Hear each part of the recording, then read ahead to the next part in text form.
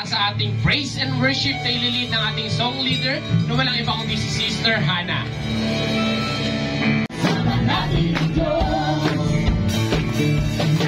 dumaan ako sa ilog, di ako malulunod.